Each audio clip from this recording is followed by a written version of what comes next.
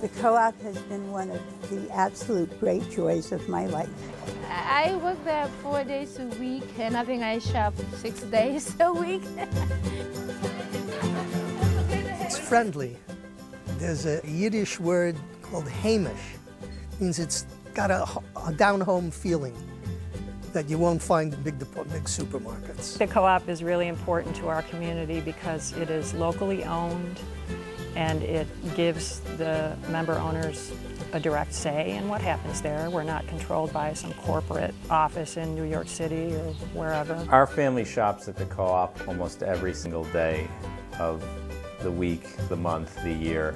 8 in the morning, right when they open up, to, you know, squeezing in the doors at 1 minute to 10 o'clock, trying to get, you know, a half gallon of ice cream. If I had to describe the co-op in one word, maybe energizing. The food I buy makes me feel good and gives me great energy. The people there give me great energy. You know, we started 40 years ago, 1971, teeny store, and have grown into, I think, the 19th busiest co-op in the country on sales per square foot. I buy what I want at the co-op, and the cashier says to me, "Are you a member?" And I say, "Yes." And she says, "What is your number?" And when I tell her my number in the low 400s, I'm just glowing inside, but they don't know it. It's sort of a brag. I've been there a long time, and I plan to stay there a long time, whether you think so or not. My member number is in the low 100s, and they're now nearly 8,000 now. And so what I like to say is I was co-op when co-op wasn't cool.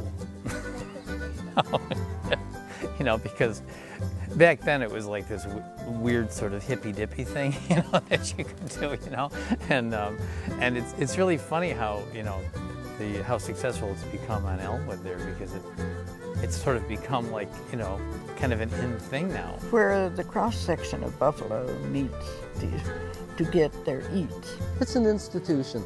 It's a Buffalo institution. It always was. The co-op was formed in 1971, and so we've been around for 40 years. When we started, we were all member run, so the members came in and did all the work in the store, and everything from cutting and bagging cheese to driving down to market to pick up produce to ringing out customers at the cash register. So people even rang themselves out back in those days. It started out as a little buying club. I had a neighbor across the street, and one day she called me over and said, "Dorothy, something's going on over on Lexington, and I'm worried. You ought to see those hippies. They're terrible looking. And I don't know who I can trust to go over and see what's going on. Would you?" And I said, "Sure."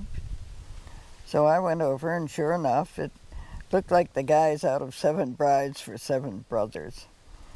But gals, too.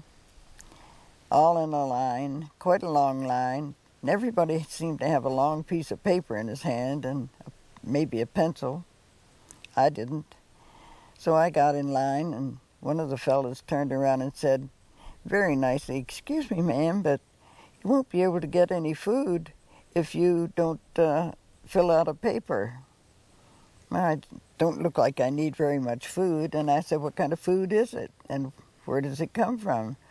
"Oh," he said, "it's good food. It's what you want to be eating."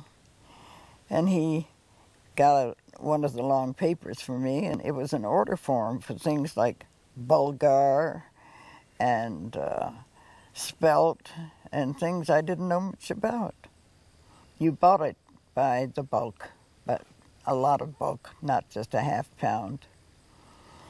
So I filled out a couple of things I thought I could use, and they said, "Come back next week and you'll get it." What kind of a store is that? I didn't know.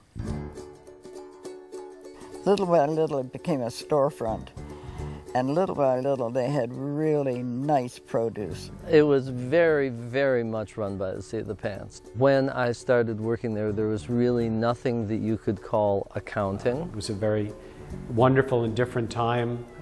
The keys to the co-op, you probably heard this from other old people like me, they used to be kept under a flower pot in a neighbor's home.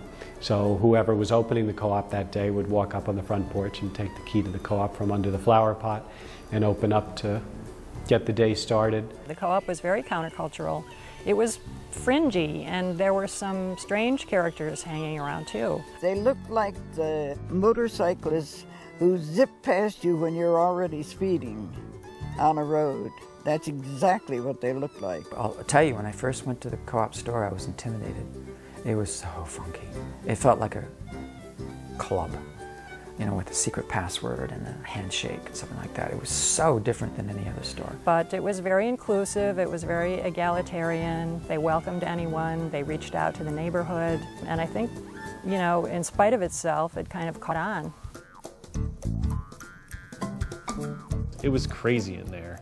It was like, it was really small, and it was very busy, and it was like, it was really chaotic a lot of times, but I loved it. At that point, there was such a very, very heavy left-wing political vibe when you went in there that I really just went in and got my vegetables and got out before somebody laid a big rap on me. Originally, they had a slogan, which was painted on the wall, food for the people, not for profit. Well, we were all communists. I mean, we were all socialists. If you weren't a socialist at that time, you were not on the bus.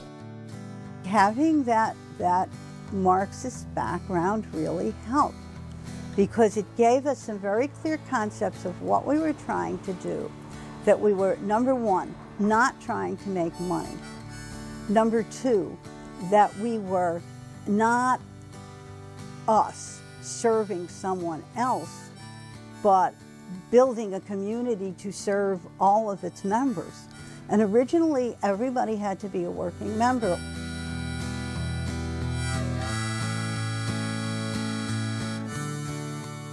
And what's going on in the world is Vietnam protests, civil rights. There's a back to the earth movement. We had lived on a communal farm. There's a consciousness about being collective about things, about not being caught up in the system. Kind of a vision of the cooperative society of the future. When I moved to Buffalo, it was like amazing. There were 3 food co-ops, a cooperative bakery, a cooperative restaurant, a women's shelter, all organized under cooperative lines. So I thought I was in nirvana. It was amazing. I think a lot of people were trying to put together some of what they experienced in the 60s in kind of a more practical way. And at the same time, there was a beginning of awareness of the debilitation of our food.